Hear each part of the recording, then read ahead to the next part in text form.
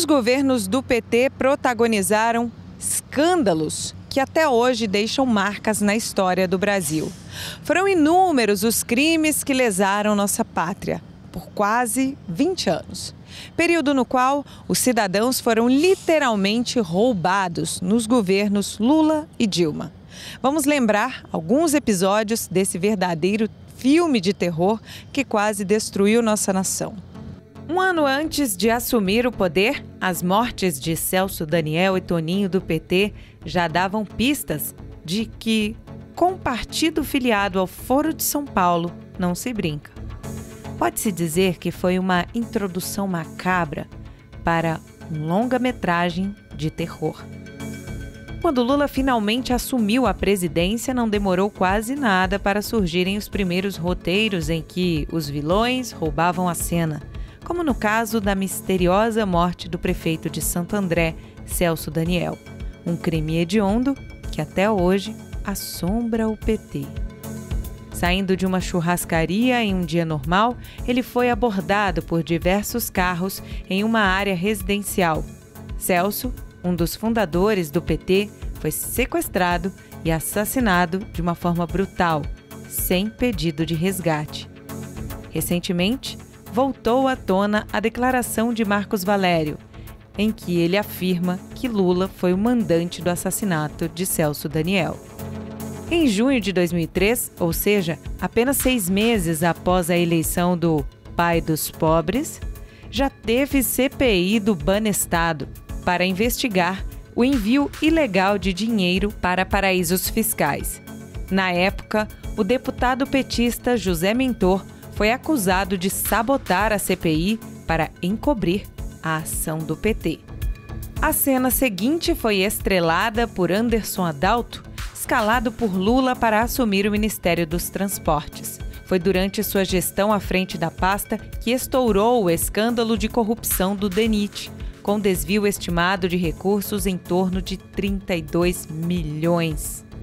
Um ano depois, o Brasil veio a conhecer um outro ator envolvido na trama petista, Valdomiro Diniz, então assessor da Casa Civil.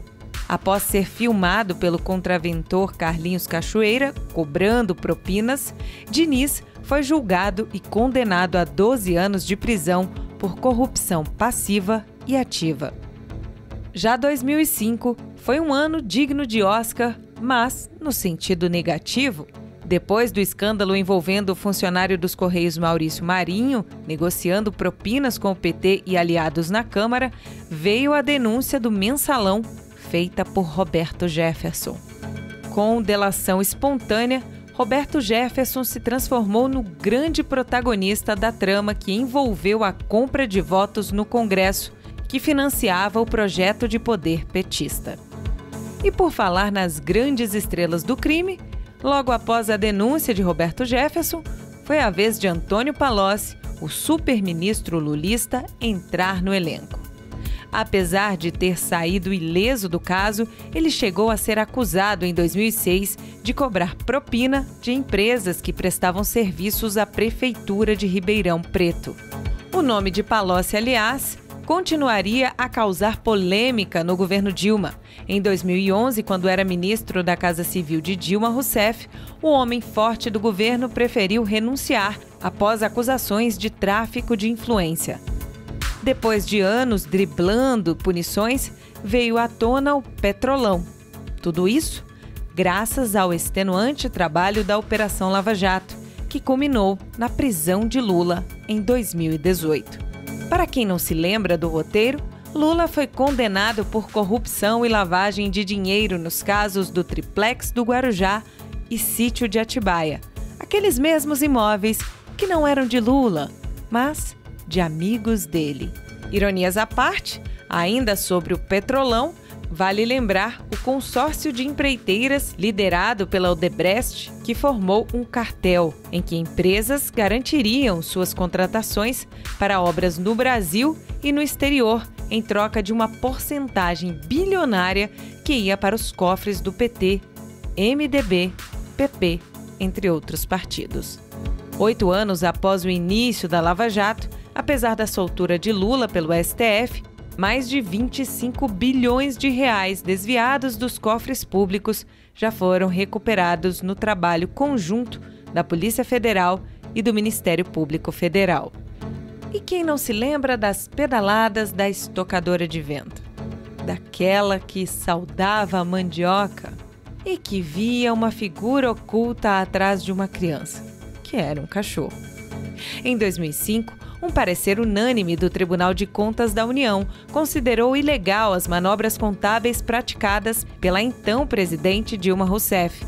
As pedaladas embasaram o pedido de impeachment, que terminou com a retirada do PT do poder.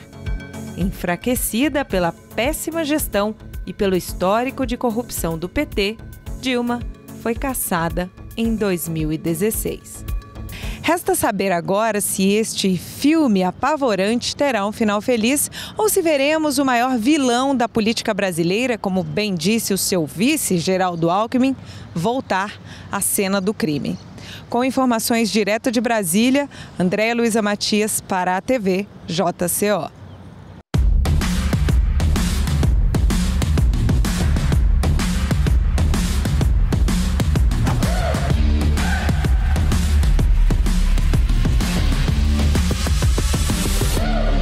Take on the world.